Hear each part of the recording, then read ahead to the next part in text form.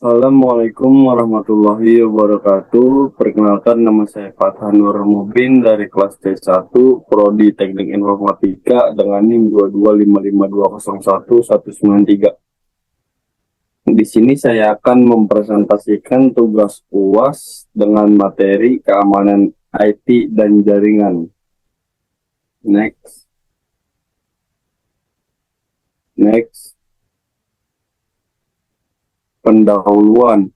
Dalam era di mana kita semakin tergantung pada teknologi komputer dan komunikasi, perhatian terhadap keamanan menjadi semakin mendesak. Ancaman seperti peretasan, malware, dan pencurian data semakin kompleks dan berbahaya. Organisasi, perusahaan, dan individu harus menjaga data mereka dari risiko-risiko ini, serta mematuhi regulasi ketat terkait privasi dan perlindungan data. Dalam perbahasan ini, kita akan menjelajahi berbagai aspek keamanan IT dan jaringan, dari ancaman utama hingga praktik terbaik dalam melindungi sistem dan data. Dengan pemahaman yang mendalam tentang topik ini, kita dapat menghadapi tantangan masa depan dalam dunia digital dengan keyakinan yang lebih besar. Next. Latar belakangnya, sejarahnya dimulai ketika komputer pertama kali digunakan untuk tujuan bisnis dan militer pada pertengahan abad ke-20. Saat itu, konsep keamanan lebih sederhana dibandingkan dengan tantangan kompleks yang kita hadapi saat ini. Namun seiring dengan perluasan penggunaan jaringan komputer, terutama dengan munculnya internet pada tahun 1960-an dan 1970-an, kebutuhan akan perlindungan informasi dan data menjadi semakin jelas.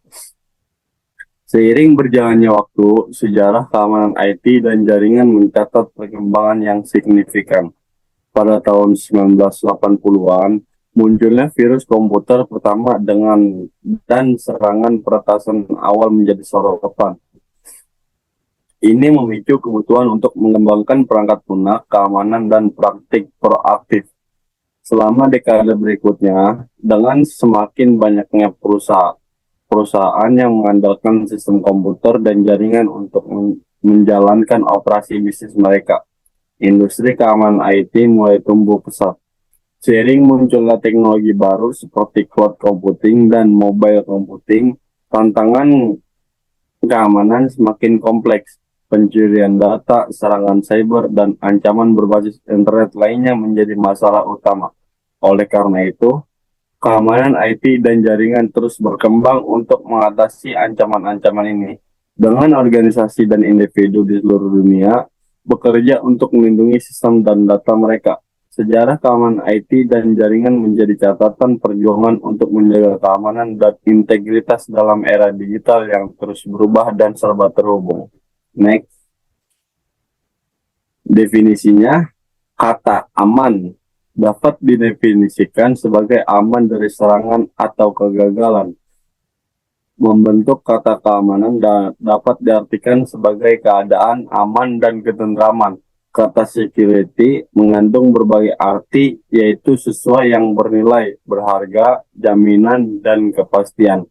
Keamanan IT adalah serangkaian tindakan praktik dan teknologi yang dirancang untuk melindungi komputer, jaringan komputer, dan data yang disimpan atau diproses oleh komputer dari berbagai ancaman, serangan, atau upaya pengelolaan akses yang tidak sah. Next. Komponen utama sistemnya: satu, intrusion detection system atau bisa disebut juga dengan IDS, dan intrusion prevention system atau bisa disebut juga dengan IPS, perangkat lunak yang untuk mendeteksi aktivitas yang mencurigakan atau serangan cyber dalam jaringan. Sedangkan IPS dapat mengambil tindakan untuk mencegah serangan tersebut. 2. Firewall, perangkat lunak atau perangkat keras yang berfungsi untuk mengontrol lalu lintas data yang masuk dan keluar dari jaringan. Ini digunakan untuk mencegah akses yang tidak sah atau potensial berbahaya dari luar jaringan. Nomor 3, antivirus software. Perangkat lunak antivirus digunakan untuk mendeteksi, mencegah, dan menghapus perangkat lunak berbahaya seperti virus, worm, dan trojan yang dapat menginfeksi sistem. Next.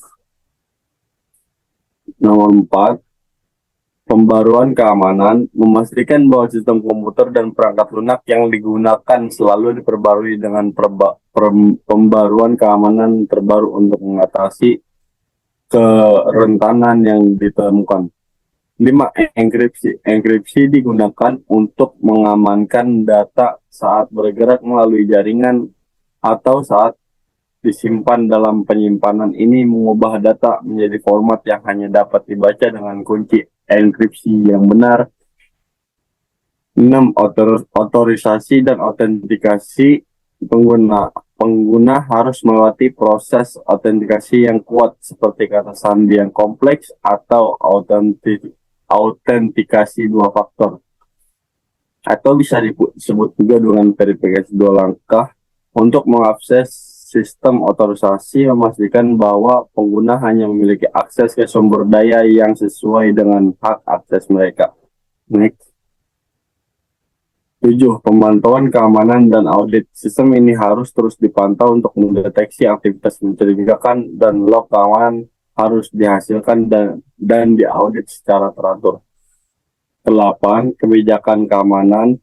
Organisasi harus memiliki kebijakan keamanan yang jelas dan diikuti oleh semua pengguna.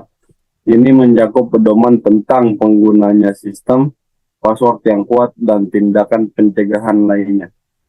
9. Pendidikan dan pelatihan. Pengguna dan administrator jaringan harus mendapatkan pelatihan tentang praktik keamanan komputer yang baik dan mengidentifikasi ancaman cyber. Next. Tujuan keamanan IT adalah 1. Perlindungan data, lalu kerahasiaan data dan integritas data, dan juga ketersediaan layanan. Next. Dan juga regulasi hukum, manajemen risiko, mencegah ancaman, dan mendeteksi ancaman. Next. Ada juga ancaman keamanan IT, yaitu yang ke-1, user error, disebabkan oleh para pemakai yang membuat dan mengedit data. Yang kedua, pencurian data dengan komputer dapat dilakukan oleh orang luar. Yang ketiga, sabotase, melakukan kerusakan hak atau fasilitas, penanaman bom logika untuk menghancurkan program atau data, dan lain-lain. Yang keempat, loss infrastruktur fisik, karena terjadinya gangguan daya listrik, kebakaran, banjir, dan lain-lain sebagainya. Next.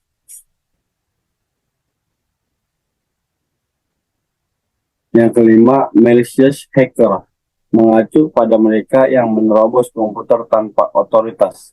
Yang keenam, spionase, tindakan pengintaian dan mengumpulkan data perusahaan swasta atau pemerintah untuk kepentingan tertentu. Yang ketujuh, malicious code, mengacu pada virus, cacing, kuda trojan, pengemboman logika, dan lain-lain perangkat lunak yang tidak diundang.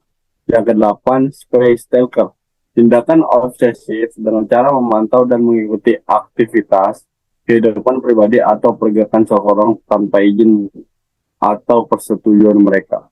Next. Bentuk serangannya yaitu instruksi 01, instruksi 02, modifikasi 03, dan fabrikasi 04. Next. Instruksi serangan yang bertujuan untuk mengganggu atau merusak sistem atau layanan IT ini dapat terjadi dengan cara mengganggu jaringan atau perangkat keras, misalkan dengan melakukan serangan denial of service atau bisa disebut juga dengan DOS, yang membuat layanan tidak dapat diakses oleh pengguna yang sah. Next.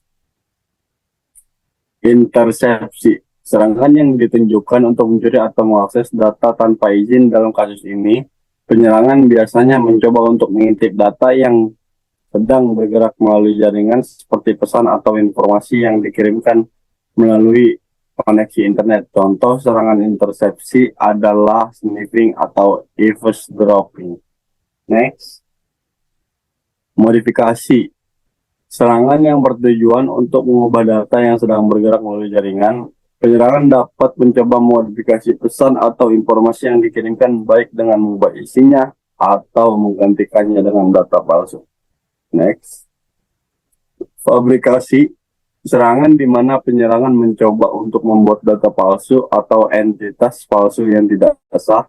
Ini dapat melibatkan pembuatan dokumen palsu, sertifikat palsu, atau pesan palsu yang dapat digunakan untuk merusak kepercayaan atau untuk tujuan penipuan. Next.